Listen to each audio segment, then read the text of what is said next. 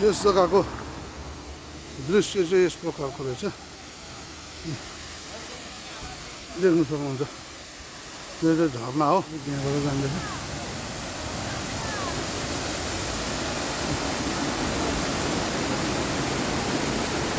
अति सुन्दर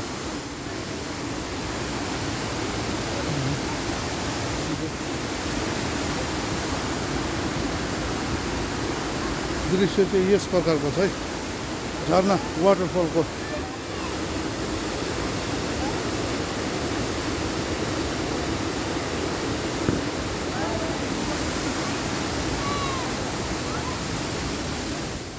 त्यही खुसी लाग्यो यस ठाउँबाट चाहिँ। यति नै रहेछ।